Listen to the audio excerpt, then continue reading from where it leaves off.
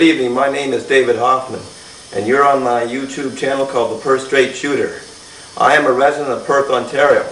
I ask that you visit my official website, ourhost.ca/davidsblog.htm. You can see the link to the left of me if you're on my YouTube channel, the Perth Straight Shooter.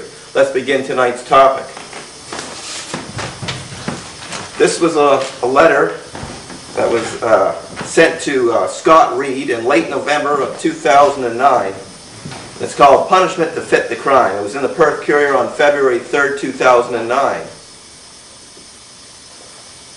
It was actually sent to Scott Reed in late November of 2008. That was on the Perth Courier on February 3rd, 2009.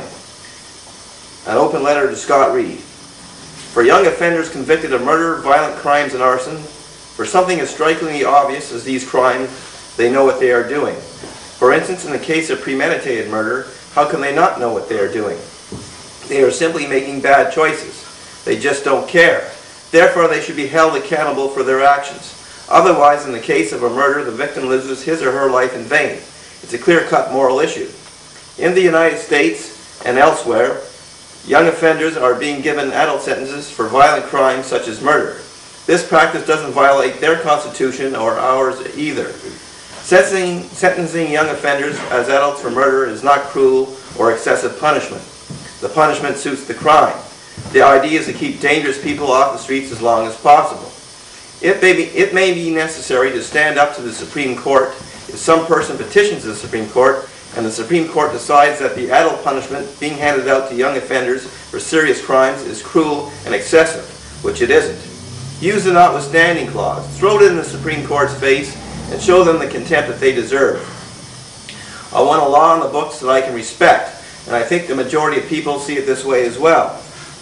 I don't think anything was mentioned in the throne speech about youth crime. I know that you have the financial crisis to worry about, but you also have a Minister of Justice, and he has a role to play in government. Has your government backed down on this youth crime bill? Delaying this legislation only means that young offenders will continue to receive light sentences for serious crimes in the meantime. It says, Reed responds to residents' concerns. Thank you for your email in which you discussed youth criminal justice. My assistant has informed me that you would like to share this letter with the Perth Courier. I hope you feel free to do so. I agree with you that the point in the criminal justice system shouldn't be the welfare of the criminal. It should be for the protection of law-abiding citizens. We need to be protected from anyone who presents a serious threat to public safety, regardless of age. Young offender laws need to be strengthened to improve accountability and responsibility. As you know, our government introduced Bill C-25 in the last Parliament to do just that. Unfortunately, it was not passed before the election was called last fall. But I can assure you that our Conservative government remains as committed as ever to bringing reform to the Youth Criminal Justice Act. The platform on which our government was elected last fall made a commitment to enact legislation to focus on deterrence and responsibility, to make protecting society the primary goal, and to enforce tougher sentences to discourage the crimes in the first place. Our government's speech from the throne last November echoed this by committing to strengthen legal provisions in key areas such as youth crime. Thanks again for taking the time to contact me. Please feel free to get in touch with me again anytime that you need to ask a question or share your thoughts or concerns. That was Scott Reed, MP. And then in late January of 2010, I sent another letter to Scott Reed. It was actually sent by fax to my MPP's office, Randy Hilliers, on January 25th. And Scott Reed actually responded the next day, January 26, 2010. And this is titled, Young Offender Law Should Be Changed. This was in the Perth Courier on February 16, 2010. The following is a letter that was sent to MP Scott Reed. Thank you, Mr. Reed, for responding to my mail. I now know that the notwithstanding clause can't be used when the Supreme Court interprets a law, but only when the Supreme Court strikes down a law as unconstitutional. You mentioned that the Youth Criminal Justice Act doesn't take deterrence into consideration when sentencing a youth. I haven't read the Youth Criminal Justice Act, so I don't know what's in it.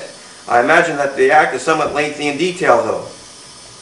However, as important as deterrence is in sentencing a person for a crime, accountability for one's actions and public safety are greater factors for me in sentencing a person for a crime. Therefore, the Supreme Court can definitely be blamed in the case of a 15-year-old Winnipeg boy who beat a refugee to death in 2006 for not allowing for a greater sentence for the youth convicted of manslaughter. The Supreme Court didn't apply accountability and public safety here, or the youth would have received a much greater sentence than 1 day in jail. Just compare the tone of United States Supreme Court Chief Justice John Roberts' comments about youth crimes and sentencing from one of my articles, and contrast it to the tone of our own Supreme Court. Our Supreme Court, in my opinion, is too worried about rehabilitation and welfare of the youth and doesn't want to give what it sees as cruel and excessive punishment. There was another article in the Ottawa Citizen in recent times which I happened to misplace, in which the Supreme Court was asked by some group unknown to me, should young offenders be tried as adults for serious crimes? In a 5-4 split decision, the Supreme Court decided for a young offender in the above situation. The Crown Attorney must show why a young offender should be tried as an adult. Otherwise, if he fails to do so, the young offender will be tried in youth court, where the sentences are less harsh for those convicted of serious crimes. The 5 justices who saw it this way used as their reasoning that young offenders in the last 100 years in Canada have always been treated more leniently than adults convicted of the same crime. Oh, really?